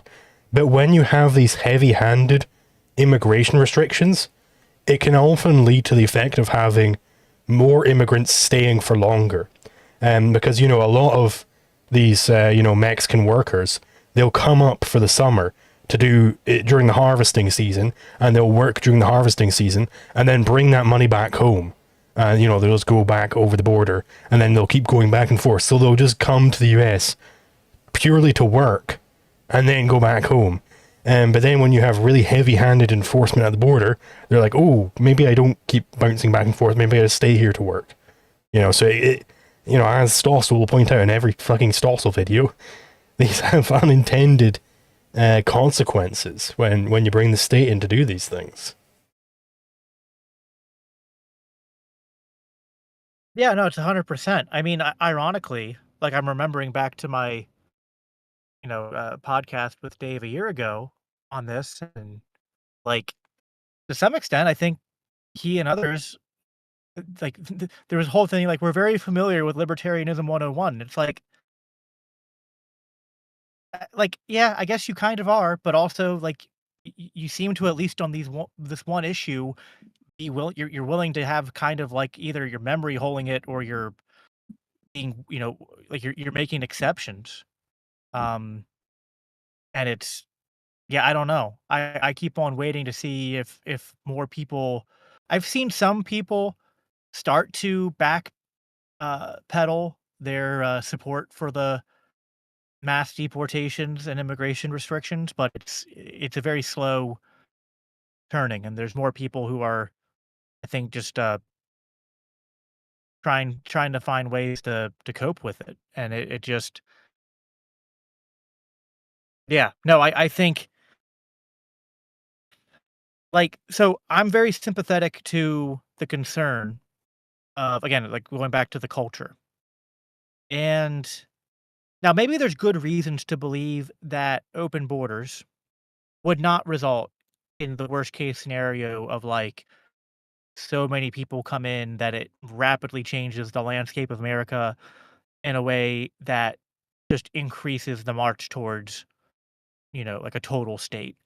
But even if that's a valid fear, which I tend to think there's something there, right? Like, at the very least, America's different because it's a little bit harder to get here, I guess. But, like, we've seen in Europe, the effects of mass immigration from the Islamic world haven't always been Mm-hmm. positive. Yeah, I mean, I will say just on So that real quick, like, I am one of the more unique open borders advocates. Where generally, at least most immigrants, I despise. I really wish they wouldn't do it. But ultimately, I don't think that I have a right to stop them. I don't think the state has a right to stop them either. Like, it's a question of rights for me. Like, I would very much. I don't like it when people, you know, smear feces over themselves for sexual pleasure. But ultimately, I don't have a right to stop that. Like, that's their prerogative. yeah, yeah. No, I think that's. I don't think that's where I was a year ago. I think that's closer to where I am right now, where I'm just kind of like realizing this is one of those bitter pills that have to be swallowed. That, like, there are negative effects to. I mean, I think this is what I've always said. I've always said I don't like calling myself for open borders. I don't like labeling the position that way, and we've debated that to death. But if forced to choose, the trade-offs of open borders are just far preferable. And then also, like, at the very least, I would rather have the aggression be the state is importing people and perhaps, like, having this forced integration thing. Like, I'd rather have that than me be advocating for just naked aggression against millions and millions of people, like a collective punishment. Like, I don't see like, my biggest critique of Dave and people like him is, like, you will be 100% correct when calling out Israel's treatment of the Palestinians and the ethnic cleansing going there, but I'm just like, there's an incongruency here where you're like, you know, like, it almost de facto arguing that Israel should have open borders with Gaza, but we should have closed borders with Mexico. When you could almost argue there's some nuance here, but, like, just on the surface level, you could almost argue Israel has a better claim to have a closed border with Gaza than America does to have a closed border with Mexico. And this was like, If you're going to make that argument. you know, I've done a few like somewhat trolly like polls on this topic, and one of them was like, well, should the entire Israeli military be used to secure Israel's border claims? And you know, because it seems to me that's pretty much what has led to all these problems in Gaza. But you know, Dave, he's able to recognize it in Israel's case why that's a problem. But in the US case, he's like, no, this would be great.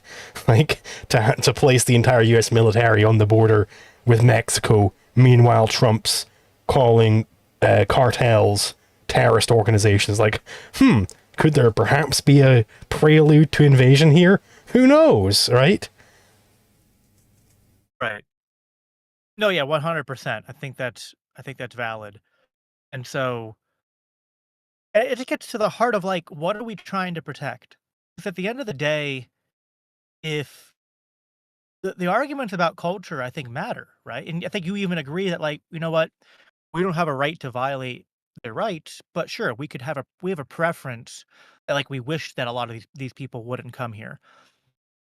But, like, isn't the culture is kind of our values, and, like, part of our values is, like, the nap and liberty. So, like, what are we protecting if, like, to protect our culture, like, there's almost I don't know if it's quite a contradiction, but I think it almost is to say, it part of our like, we need to protect our culture, because like, the West is superior because we value the individual and liberty and limited government. And that's why we have to violently aggress upon a mass number of people by creating a totalitarian government to protect that culture.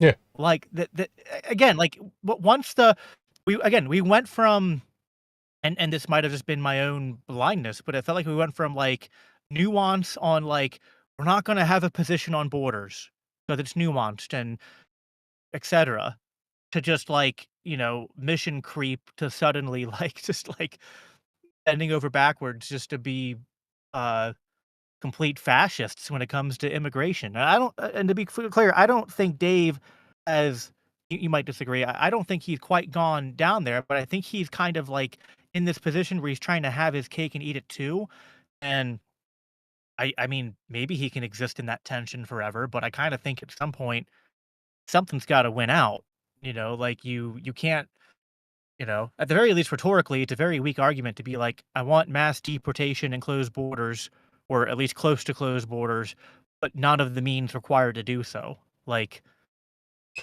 that just doesn't work. Yeah, I mean, in my view, Andrew Wilson has recognized this sort of weakness of Dave's, that he's kind of standing in the middle of a seesaw between these two extremes of libertarianism and I suppose you'd call it Christian nationalism. I don't know what Andrew Wilson would call it. I don't really care. I think he calls it Christian populism or something like that. I think Andrew Wilson recognized this, and that's why he's been kind of like grooming Dave, trying to get him into more and more Christian nationalist viewpoints.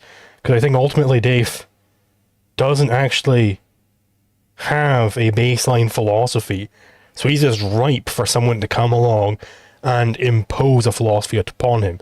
And he already kind of implicitly agrees with the Christian worldview. So if somebody like Andrew, who knows a whole lot of philosophy, is able to come along and say, hey, the Christian worldview, it consists of blah, blah, blah, blah, where you don't have self-ownership and God owns you and so on and so forth. He's very vulnerable to that type of thing. And that's why I don't think it's at all appropriate to put Dave forward. Of course, this is Dave doing this. To put Dave forward as like Mr. Libertarian, like the most consistent motherfucker you know.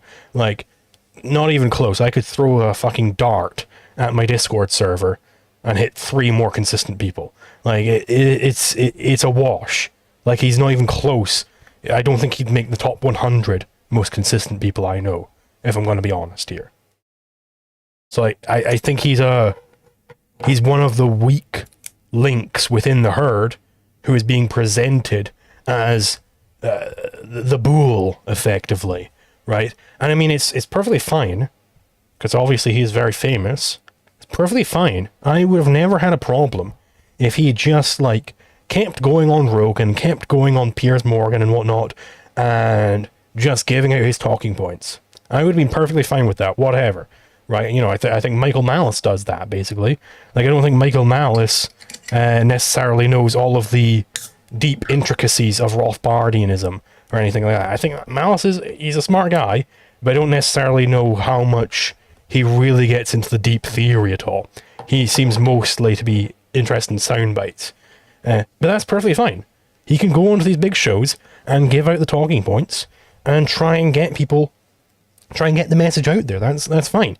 But Dave sort of tried to then go beyond this, as if he is this big time. He knows all the theory, and he knows how to really be consistent, and he's Ron Paul number 2. Like, if you're going to do that marketing of yourself, if that's the branding you're going to adopt, then you're open to all of these criticisms, all of these, you know, for anybody else it would be a nitpick. If I was, you know, in this video, I really hammer in, and I really go over his property theory with a fine-tooth comb and show just how primitive it is, because it really is primitive. And that's why he can't last in these debates with people like Andrew Wilson. He needs a curated opponent who doesn't understand philosophy themselves, so his sound bites can just overpower their sound bites. That's my big problem with Dave Smith, is he's trying to present himself as something he's not. If he wants to just be this soundbiteitarian, go ahead, just be a soundbiteitarian, but be honest about that. And he certainly shouldn't be going on shows being like, oh, you know, this Liquid Zulu guy, I would debate him. Like, I'm just too tired of beating up on weak libertarians. Like, if he's gonna fucking say that shit about me, he can't go on to Andrew Wilson's podcast and be unwilling to bite the bullet on incest. Like, come on, man.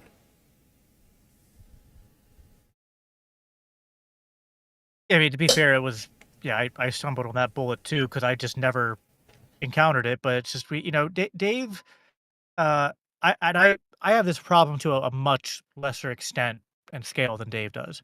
But like, we exist in two different worlds where, like, we're engaging with the mainstream and normies on a much more frequent basis. And I think Dave feels an obligation to try to, you know, you could call it like seeker sensitive to some extent, but like he's trying to package libertarianism and libertarian principles in ways that aren't going to be like too technical to go over people's heads.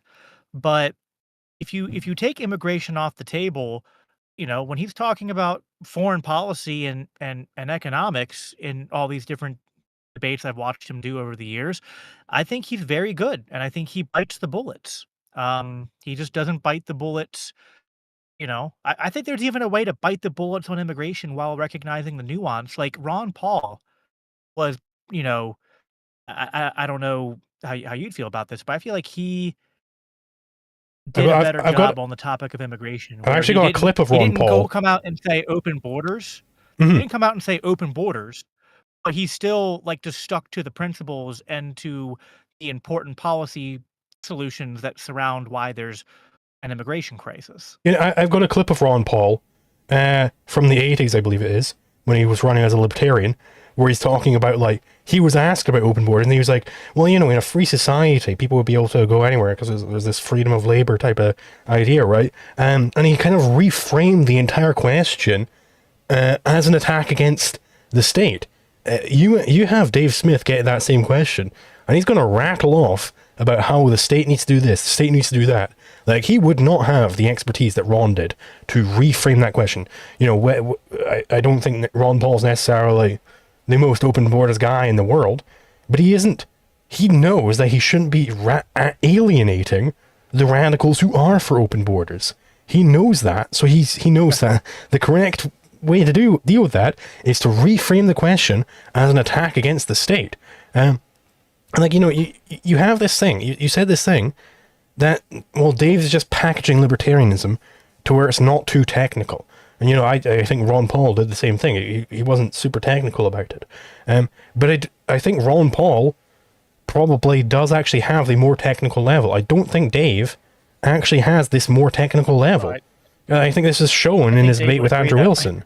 I think Dave would agree that Ron Paul was better at packaging libertarianism than he was. So I mean, because Ron Paul is just one of the, you know, once in a lifetime people who was very principled and could communicate it to a mass amount of people in ways that you could just readily understand. Uh, so yeah, I think I gotta hop off here in a couple minutes, but I guess I just end on saying that, like, I'm glad that Dave is got as big a platform as he does to talk on some of the most important issues of the day and present, I think the principled libertarian position on many of those things. And, a year ago, I was like, yeah, I don't quite agree with you. Like, the way I took it was like, I at the time agreed with his criticism about how you handle public property, which I don't know, it's kind of more complicated now because I kind of tend to agree with you more now on the group property thing. I still don't know how to connect that to the public property question, which, that can be a conversation again down the road if we want to do it. Um, but I still challenged him at the end of our conversation to be like, you still don't like, do you not see a problem with, like, saying the state wants open borders and wants to import a bunch of people, so therefore let's use the state to stop the state from doing that which it wants to do? Like, it's like going to the Epstein pedophile protectors and being like, please protect. Like, it's just, the execution still kind of falls short in my mind. I think he gets this issue wrong, but I'm still glad for all the good he does in the other arenas. And I think, as I've said, I think a couple times now, um, I wish more people on my camp could look at you and people like you and just say, "You know what? We don't agree with Zulu on borders, and we think he has a different approach to things than we do." But, like, I don't know.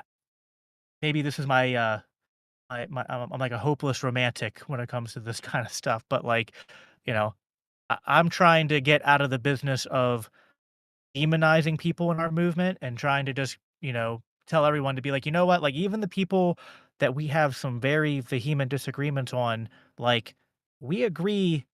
We're much closer, and you might not agree with this, but it's my honest opinion that you are closer to Dave Smith in your worldview than 90 plus percent of the population, if not more like 95% of the population. And so I think the disagreements matter. And I'm not saying you shouldn't criticize Dave where you think he's wrong. Um, and I think it's fine for Dave to do it the other way. But I think Dave, and you know what? Dave started it. So maybe it's fair to put more blame on him when he did his whole "the open borders libertarians are worse than communists." Um, I would not have I would not have said that, but I wouldn't have advised him to say that. I think that was uncharitable. And it was an attack, and he probably should apologize for it. Um, and he could say, I still have my disagreements and think there are issues with being too committed to the ideology, but it was not charitable to say they're worse than communists, which are, it's one of the most evil ideologies in the world.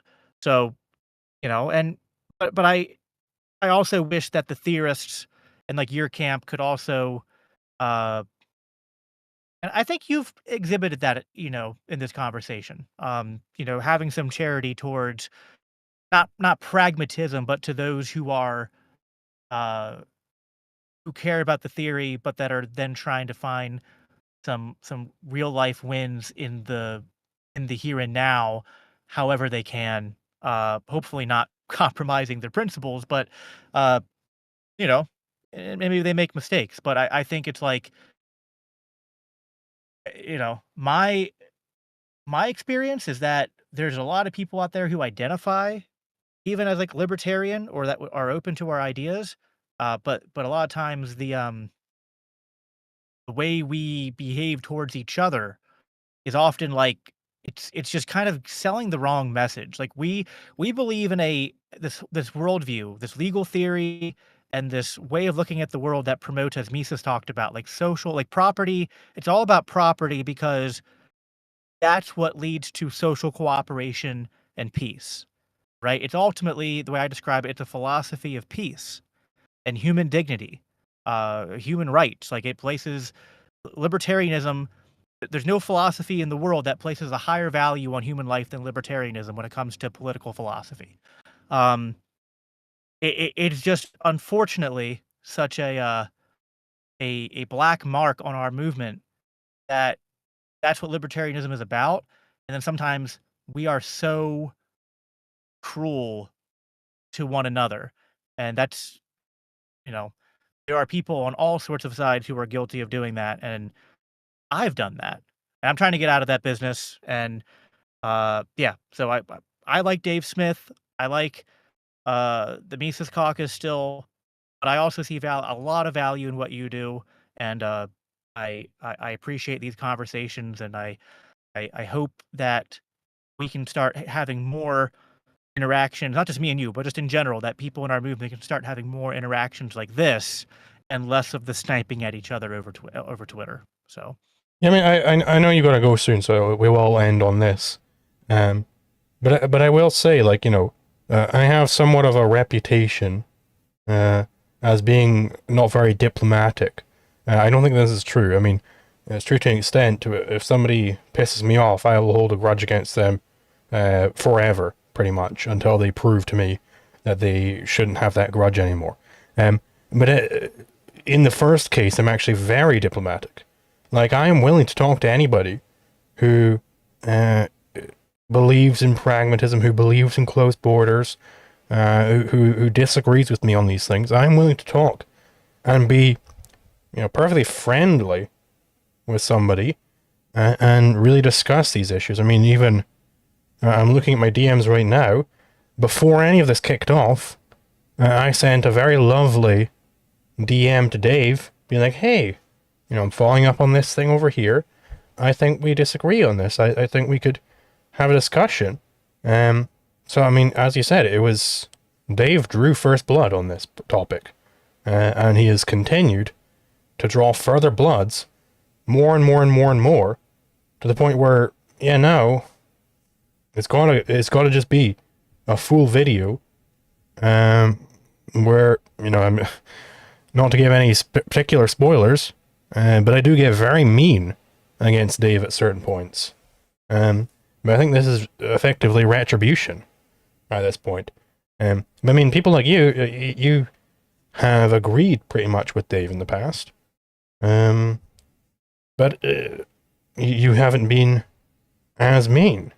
So I'm perfectly willing to match your energy on this. If you want to just have a open discussion about these things, then I'm perfectly fine to do that. And this is for anybody else out there who has a more closed border stance. I'm perfectly fine to have these more open, honest discussions. I'm never the one who is initiating the hatred. Yeah, I mean, thank you very much for coming on. I appreciate it, and obviously you can come on anytime. If you want to shout out your show, this would probably be the time. Yeah. No, again, I think that's a fair enough position to take, and yeah, I think you've been perfectly respectable to me. We didn't have a great start, but I apologize for some of my early transgressions, and I think we've pretty effectively buried the hatchet, and we I've enjoyed our conversations here and elsewhere, and I again appreciate everything you do. Just to plug myself again quick, yeah, you can go to biblicalanarchypodcast.com to see my show, and libertarianchristians.com to see some of the articles and stuff I've written. Currently working on 2 books right now that will probably be released sometime in the next year, and they do have more of a Christian bend. But if you're interested in that, whether you're even if you're not religious, you have friends and family who are, and you can, not just my books, but just in general, libertarianchristians.com, the Libertarian Christian Institute, we can be a resource to, again, advocate for this philosophy, for peace, for free markets, from the Christian worldview. And yeah, appreciate the time. Appreciate you having me on. Yeah, absolutely. I'll see you next time. Yep. Talk to you soon. All right. So we did get a few super chats. Let me just go through those now. And again, apologies to Twitch chat, but I'm currently not monetized on there yet, so there is no ability to have any equivalent of super chats over there. Goodness me, what is going on? Wayland, why are you doing this to me? Red Tornado for $5 US. Thank you very much. W Stream, indeed. At Metos, long-time supporter, one of the Australian supporter crowds. If you guys haven't seen the early streams, the Australians, they really love coming out in force here. Yes, way too late at night, morning technically for me to watch this though. Good luck, brother. For $15 Australian. Thank you very much. And then another $5 Australian. Also just saw the Expo about Kinsella stream. Big ups, yes, indeed. So, I'm planning to do a stream, basically some sort of a Zoom call or something, because Kinsella, he believes there is such a thing as group property. He believes there is a legitimate sense of group property. I've not gone over his article yet. I'll have to do that at some point over the coming days. But yes, I am planning to have some sort of a panel discussion with him involved, and we can see if we can sort this out. I just realized I haven't liked that one. And then Frank Dempsey for 20 NOK. I'm not sure what that is, but thank you very much. Please use this money to buy some liquor and beer. Well, cheers. Thank you very much. And yeah, thank you to everybody who has come along. Indeed, Maurice said it. Great to see Zulu finally getting paid. Yeah, indeed. Like, my income has started going through the roof in these recent days. Now that I've started taking streaming a little bit more seriously, I think. This is a really an inflection point, I think. I think we're going to see big things coming up. And I thank you all who are here during this inflection point, here supporting the channel. It is very useful to see this type of thing. Like, it was at the point where either I was gonna just be a salary man, abandon YouTube, or go full in on YouTube. And I've been given the sort of push to maybe go full in on YouTube now. It's very positive thing to see this. So thank you everybody who's tuning in, and I'll see you next time. Thank you. Peace.